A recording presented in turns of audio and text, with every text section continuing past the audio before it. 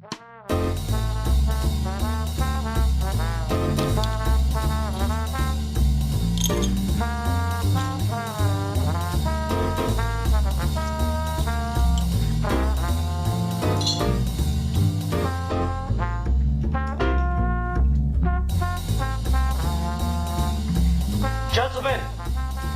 the time has come once again to discuss things.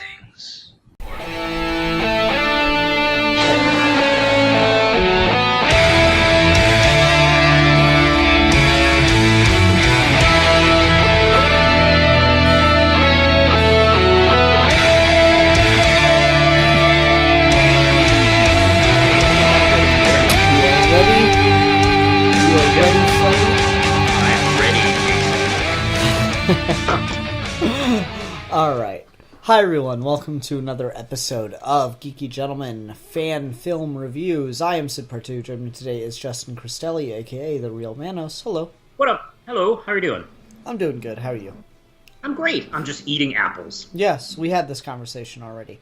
So today we're reviewing a Star Trek fan film. Manos, what is the name of that Star Trek fan film?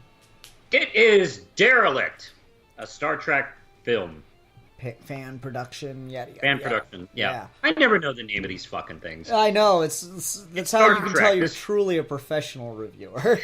I don't know, it's fucking Star Trek. Next week it'll be fucking Spider-Man, and then fucking Ironheart. Yeah, I don't know, whatever they are names. Yeah. Anyway, so this is interesting. I think this is like the maybe third or fourth Star Trek fan film we've talked about. And, I think the reason for that is I'm just not a big Star Trek fan. Rasko wasn't either, and I don't know where you really fall on the spectrum. I've watched everything except for Discovery at this point. But I wouldn't consider myself much of a fan. I was just genuinely curious in the franchise. I loved Star Trek as a kid. Big fan of it. Original series. As well as Next Generation. I don't love DS9 as much as everyone else seems to. Okay. And kind of late in the 90s, I got really bored of Star Trek. Particularly Voyager. See, Voyager's my favorite. Yeah. Really? Okay, that's interesting. Voyager, I felt, was an example of the things I don't like about Star Trek. Oh, okay. Where the human characters don't act very human. And there's a lot of technical garbling. They got so bad with it through the 90s shows. And I don't know, it's just the excitement tend to, that's why I really like the Abrams movies. Mm-hmm. Even the second one that's bad. Mm-hmm. Because they're fun and they're exciting and they kind of, they're space westerns. Which is what the fucking show was supposed to be in the first place. I've totally skipped Enterprise, and you're not missing anything. That's what I keep hearing. And I've only watched the first couple of episodes of Discovery. I'm not buying that CBS streaming service, so unfortunately, I have to wait until it becomes available in some other fashion. But yeah. I watched the first couple episodes, and I really liked what I saw. Yeah. I only watched the first episode and just wasn't in the Star Trek mood to watch much more beyond that at the time. And I'm having a hard time deciding whether or not this is set in the Enterprise or the Discovery era. How closely connected those two are, I can't really tell you. I'm not huge into the Star Trek timeline, but based on the uniforms, it's one of those two shows. So that was kind of an interesting feeling to see, given the opinion I tend to have on Star Trek, which being that, maybe you complain about not liking how the human characters don't act very human. I like the idea of humanity evolved out of its infancy. I like the idea that petty squabbling and stuff like that's kind of a thing of the past, and it seems so foreign. And I just like the idea of exploring that, though I'll admit it doesn't make for the best television drama. No, I'm not talking. Don't misunderstand me about not acting human. Something batshit crazy will happen, and they'll go, okay, we'll do a tricorder reading. It's Like, no, look, let the Vulcans be Vulcans. Like, there's an episode where Janeway and, I forgot, Paris get mutated into these, I don't know, these fucking salamanders that one's or something. That is fucking awful, yeah. That is an example. And, like, hey, you two turned into monsters and had a baby, and you're kind of, like, I get you. really reacting to that. I get you, but to wrap it back to the fan film itself, the reason I was bringing that up is, like, there seems to be this real push to go earlier and earlier in Star Trek, and I guess that's kind of sort of interesting. But for me, when I see that stuff, I'm like, all right, fine, but you're just getting more and more connected to the supposed, modern day of our modern day, and so, like, you get in this, like, a fallen Starfleet captain who's gone crazy, kind of gotten, the sea madness, or whatever the old sailors would call it. Space madness. Yeah, space madness. And certainly that's not, like, a trope of the new shows. I know Voyager did that. I know TNG did that. I know TOS did that. Did the plot where, like, a captain went crazy or something. That's certainly not, like, a new thing. But I don't know, just stuff set around this era tends to be kind of more... it's less ambitious in the way it wants to write people, and that goes across for all Star Trek, and I think it's fair to say it applies to this fan film. I would say so. I've been curious as to why the franchise seems to constantly be going backwards. I don't know why they're afraid. It's about going to the future and beyond, and Well, I don't know why they're afraid to, like, go beyond. I guess Voyager was the last series. I'm not sure why they're not. I don't know why they're ready to move beyond that. I can't. From what I have observed, I can't really give you a solid, like, speculation. But it is interesting to see this fan film go into, like, the Enterprise Discovery era, because this Discovery takes place 10 years before the Kirk Enterprise. Yeah. So it is, I guess, that kind of, like, more, I don't want to say, like, not, like, visceral. I guess visceral. I guess it's a little bit more visceral than Star Trek. But I would like to see. I guess I'm talking more about the franchise now. I'd like to see it, like, return, and I'd love to see, like, a new version outside of in the future. Mm-hmm. I think this. I guess getting back to the actual fan film, I think this does kind of, like, does a good job, like, capturing like the more brutal types of action you'd see on the Discovery and Enterprise, but at the same time, it is kind of, like, nailing some pretty typical Star Trek tropes. Yeah, like really you just mentioned. It really is, yeah. Like the captain who went crazy, and then there's, like, the like, abandoned ship and all that stuff that they're exploring, and then there's the distress call, like, all these things. It's just checking off a list, and honestly, that would be a problem if not for the fact that this is a fan film. The fact that this is a fan film makes me so okay with all of those things, because these guys just want to write Star Trek. These guys just want to be on the writing teams for Star Trek Discovery or something, writing, filming teams, whatever. They just want to make Star Trek. They're passionate about it. They know the kinds of stories you tell with Star Trek.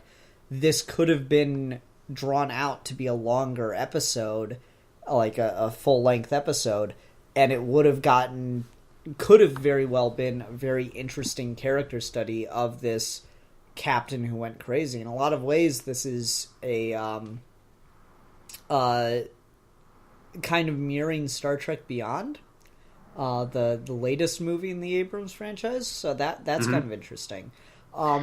So that's, like, oddly enough, this is one of those ones where I don't think there's much to say about the story. We can get into more of the details of the plot, but I think the story is pretty paint by numbers here, which is totally fine, given I feel that's what they're trying to do, is just show they can make Star Trek.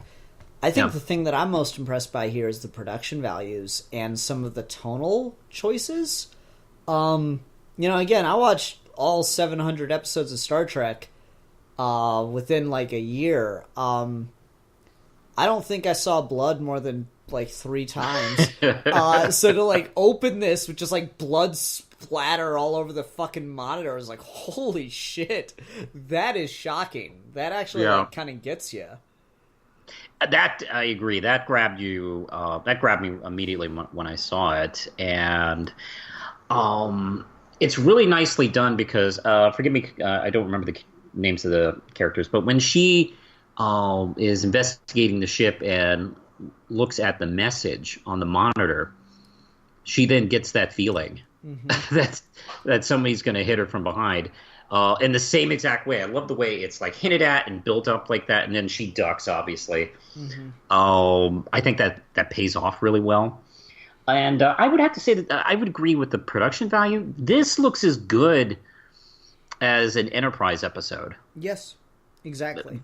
It looks like, I don't know, if you had a box set of the series, I would expect this to be like a missing like Lost episode or stuff cut from an episode. It looks like, and if you showed it to me and said that, I'm like, yeah, I'd believe it. Yeah, if you told me like this was the prologue for an episode and that they just like straight left that guy there, but he wasn't really dead, and then he just like this could be Enterprise's Khan or some shit, I could totally buy it. It's really, really strong production value wise. The set looks great. Oh, the set looks amazing. Oh, it really does. If you told me they borrowed like an Enterprise set or something off the lot, I was like, yeah, it looks like they did. It looks amazing. Yeah, no, like you can tell they paid a lot of attention to how it's been done to do like damage to the ship over the years, like the way in which the ships look and how the set designers of the series were able to pull everything off. You can tell that these people are professionals, and you can also tell that this isn't their first outing with Star Trek. This channel has done multiple Star Trek fan films at this point. Oh, okay, good. That's good. Because the production values are really high. Like, the camera work, the lighting in that set. I mean, it's a great set, but like it looks well done. It looks well shot. Mm-hmm. Yeah.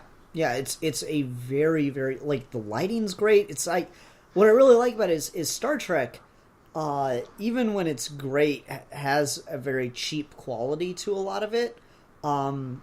This is kind of a bit of a tangent, but someone was trying to design the next generation Enterprise in 3D, both internal and external models of it.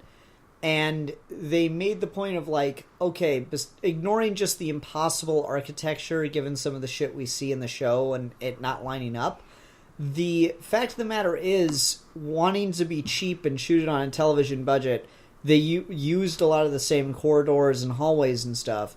And so if you were going to make like a Star Trek video game, you would never ever want to set it on a ship we've already seen like the vast amounts of the internals of, because you as a player would have no idea where the fuck you are at any given moment because of how similar everything is. And like, it's a really good point. Like the Star Trek set design, like, is meant to go for seasons and seasons, so it had to be kind of cheap and replaceable and be able to, shoot multiple things in the same set but have it be, different locations. So they got a lot of that, and so in the series you'll have like a lot of flat, just overhead basic lighting. This does a great job with like there's like these reds and blues and purples coming in from the lights in this fan film. It's so cool. It looks real, like it looks like a proper film. Again, like you made the perfect point about it. You could tell me this was a prologue to a larger Star Trek film, and I'd probably believe you. Yeah, it's it's cinematic, and I actually did kind of forget I was watching a fan film occasionally during this film. Mm-hmm. It looks really, really solid. I think the only thing production-wise that makes it stand out as a fan film to me is the age of the actors, and that's just always something you kind of just have to deal with. That they came off as kind of younger? Yeah, that they just all look kind of younger. I think the guy playing the failed captain is probably the oldest of the screen actors we see, which is a good choice, but to me, he still looks like maybe early 30s, and I'm just like, yeah, I mean, I guess you could have a ship and a family and everything. It's not inconceivable, but, you know, it's not what you would immediately think of for, like, ship's captain kind of looking guy or whatever. But maybe that's just me.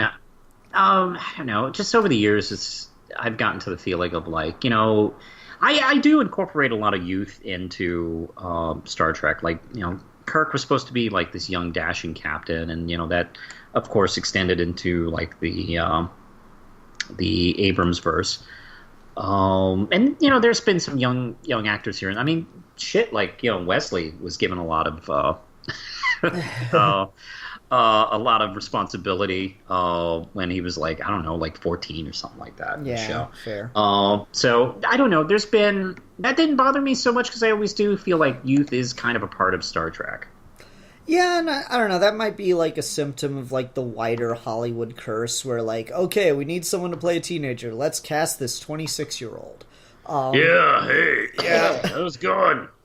Yeah, like that's part of just the Hollywood curse, and so it is. Every time I see a teenager playing a teenager, I am floored. Yeah, I mean that happens, but what we get in here, they're not like voice cracking and like teenagers or anything. They all look like they're in their 20s to me, so it's perfectly fine. Yeah, and you know, if you think about today's military, you know, a lot of those people are like, you know, in their early 20s, sent to do, you know, dangerous shit. So yeah, that kind of thing doesn't really bother me so much. No, I agree. It doesn't like it. It's one of those things. I think with fan films, and I've said this multiple times. With fan films, when it comes to actors, you get who you can get to do it. And you just hope that they can fit the part enough and actually act. Age becomes such a minor concern at a certain point. So I totally understand when you get like actors that, if this were a Hollywood production, they maybe wouldn't have skewed that young, but with the fan film, they got who they could get. Yeah, and let's see, getting back to the story, I really do. This was a pretty, I think around a 20-minute film. 12-minute. 12-minute film, yeah.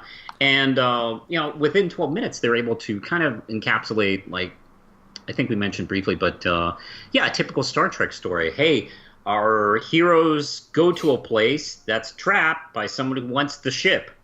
Mm-hmm. And it's done in a little bit more of a brutal, realistic, and personal way. Because, look, his plan is to get on board the starship and take it over. And, look, you know that ain't happening. The crew, the heroes know that's not happening. You, as a viewer, knows that's, you know. I'm sorry, Manos, you're cutting out just a little bit. If it came down. Okay, can you hear me now? Yeah, that's better now. Can you hear? All right. Where'd I leave off? You know that it's not happening. That he's not going to be able to take over the ship. Yeah, you as a viewer, the heroes know that's not happening. They'll rather die than have that maniac go onto the ship. And two, let's say he gets on the ship. What's he going to do? Use a pipe? Take over like 100-person starship? That ain't happening. But the immediate danger is for them. Like, are our heroes going to survive this little mini situation? And I think it's, you know, pretty well done. Yeah. Again, for me, this gets into where, like, Alright, so I agree with the general premise that Star Trek got much better after Gene Roddenberry died. Like, I agree with that. But something I get annoyed about is it got better because it was easier to write, because the writers weren't held to the same standards Roddenberry had. And while Roddenberry's standards were kind of ridiculous sometimes, there is a legitimate challenge and like a truly noble purpose behind the idea of finding a better way, having that optimistic vision of the future. So, yeah, I don't mind this story so much, but this isn't the kind of Star Trek that I get engaged with and really interested in, because ultimately you put the characters in a no-win scenario where they're gonna have to, like, someone in this has to die, right? That's just kind of the situation. Someone has to die. Whereas, so, like, Roddenberry would have thrown this script out, right? Whereas he would have had it like some kind of, Kirk would have given a speech and slapped him, and there would have been like a realization. And that's a generalization. There's plenty of like sad endings in original series episodes too. But like there would have been some kind of speech, and the guy would have seen the error of his ways and all that. And maybe that can't happen. Maybe you could do something in the middle, give a speech, have him realize that he's seeing the error of his ways. But if you still want to go dark, maybe instead of giving himself up and for rehabilitation and all that stuff, maybe he just kills himself. Like that could still be the dark, tragic ending that leaves our heroes in kind of a weird place, but it would be, to my mind at least, more in with what I find engaging about Star Trek. And so that's just a very personal me thing. I really don't hold it against this fan film itself. So that's kind of where I am in the story on this. The thing I'm really kind of digging about the story and the tone here is it's almost like a Star Trek horror fan film. Yeah. Like it's got the like stalking shots, like the voyeur kind of shots are in there from time to time, so that's really cool. And to have, he's essentially a slasher character, right? He's shoving dead bodies and things. He's sneaking up and hitting you over the head. I mean, even the chick in this, she falls down and can't get up to run away. It's all there. It's all got like the tropes of a slasher horror thing. It's just told in the world of Star Trek, and so it's kind of cool to see that work here. It even has an opening kill. Yes, exactly. And that opening kill is jarring and is better than a number of opening kills I've seen in actual horror films. Yeah. So like that side of it I really like. I like the tone things. I like that. One thing I really respect about the way this was written is it's the female character that saves the day. The male character is the one in distress, the one that's being used as the hostage and all that stuff. So like things like that, it's I wouldn't call that subtle. It's pretty fucking obvious, but it's got a progressive edge to it in that way. So like those things I really really like about it, and I like that. To my point about striving for a better way, all that stuff. It's not like her first plan is, okay, how am I going to kill this guy? She does try to reason with him, yes. Yes, she does try to talk to him. She does try to reason it out, and he's just too far gone. And then my thing, as for what I like about Star Trek, my argument would be, no one is supposed to ever be too far gone. So that's just kind of where I am tone-wise on this. Mm-hmm.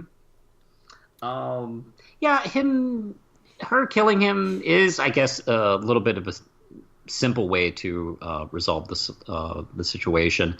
Albeit the kill is pretty good, actually. Mm-hmm. The way she uses that plasma vent to like shock him to death. That was that science-y thing. Yeah, it was cool. I liked it. But you're right. I mean, it could have used a twist on that. Although,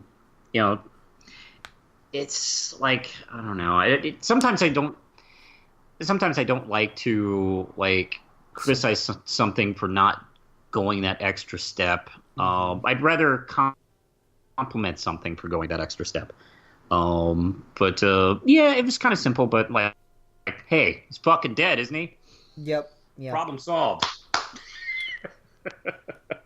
Yeah, and I guess the reason I bring it up is because I like to encourage people to be more self-conscious and critical about their writing. Yeah. Given the fact that these guys are making multiple Star Trek fan films at this point, I think I was scrolling through their Facebook looking for an image for the thumbnail, and I saw that they've either just finished working on or maybe are still working on another one. Given that they're continuing to write Star Trek, I like to plant the idea of being more critical about what the original vision was. Because while I have myriad problems with the original series, the core message of the original vision of Roddenberry is really, really beautiful.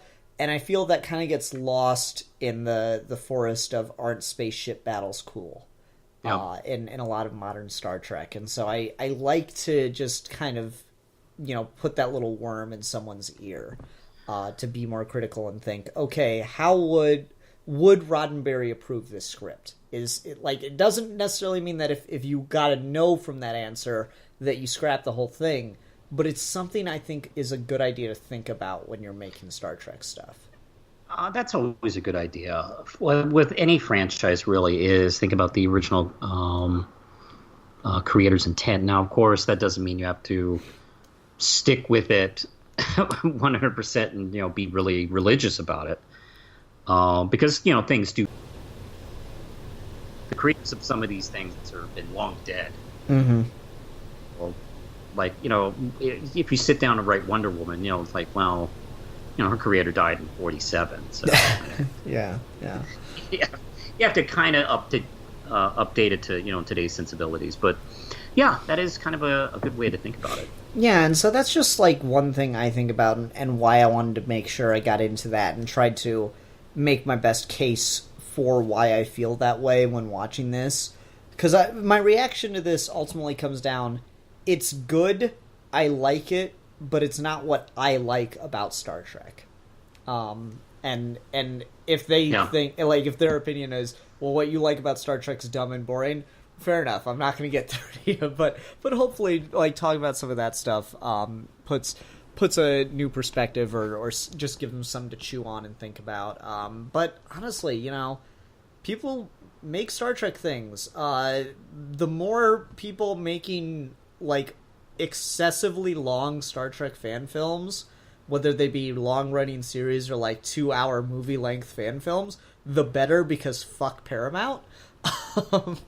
Yeah. I don't know if you followed the whole Paramount fan film shit that they're pulling, and it's a fucking nightmare and a half. But just despite them, fans keep making better Star Trek content than Paramount, please. Thank you. Oh, I don't know about that, actually. So I don't want to. Is it a long story? I don't want to get into all of it right now. I'll just say some Star Trek fan film was being made. They definitely were doing some shady shit, so it's not black and white, but Paramount way overreacted and put some moratoriums on fan films that are just complete bullshit. And so fuck them. That is my reaction. That's not how you do it. Yep. So just stuff like this, I just like seeing Star Trek fan films keep getting made. And you know what, Manos, I do need to start thinking about Star Trek more often when I'm trying to find something to choose, because we haven't done nearly enough, and there's some really creative stuff being done out there with Star Trek in fan films and whatnot. But otherwise, this itself, is there anything else we want to talk about? I just want to do one little shout out to the music. They actually had somebody do the musical score for it, which is really impressive when it happens in a fan film. Yes, they didn't use any existing music, and it sounds very reminiscent of a Star Trek score. So yeah, I do want to make a special mention of that, because I noticed in the credits earlier. And then just listening to the music in the background in the film is like, this is some really good shit. This sounds really professional. So, I really liked it. I'm of two minds for original scores in fan films. I really like it when it's done, What I don't like is when it's done, and I feel like it was done at the expense of other things. So, like, if you got kind of crummy CGI in your fan film, but you went and got your own score made, I'm like, no, just put more of that money toward the CG and just use the pre-existing score.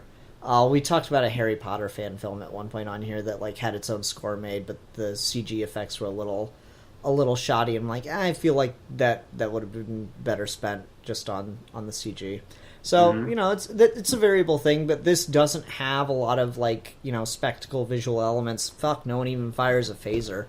So it's true, yeah. Yeah, so, like, it's a good use of their resources to put it into creating a custom score for this that obviously will make the tone fit a bit more, because I don't remember a ton of the Star Trek scores outside of the opening themes because I heard them about 1,000,000 times, but I can't think of anything that was very, very particularly fitting for horror per se, and this definitely has a horror feel to it.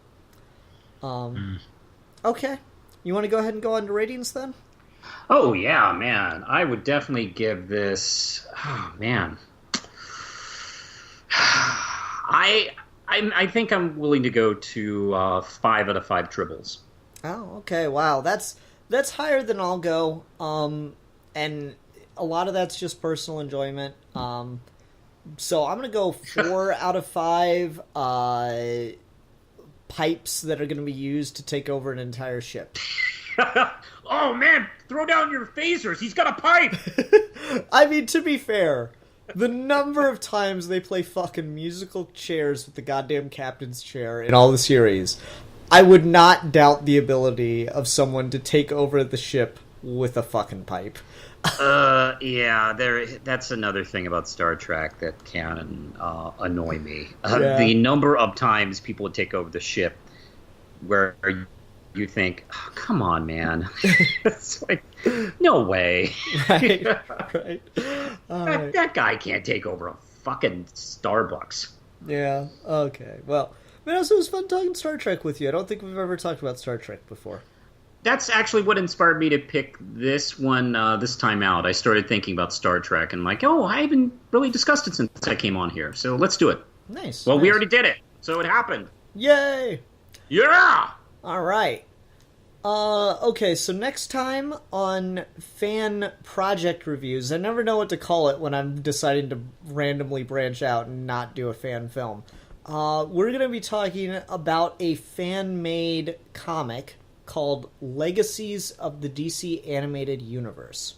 Ooh, cool. There are 7 issues of various length on their website. It is a project run out of the Watchtower Database YouTube channel, which is a YouTube channel completely dedicated to videos about the DCAU. So they've got their own fan spin-off comic that is set between the events of the conclusion of Justice League Unlimited and the beginning of Batman Beyond. Wow, cool choice. I didn't know we were going to do fan comics. This is great. I mean, I've been looking for one for a long time, and I can never find, like, you know, many good ones. Oddly enough, tons of fan mangas, not many fan, like, American-style comics that are of considerable length. So there's been a couple. Now that you kind of opened this door, it's like, oh, there's a couple I've seen over the last few years.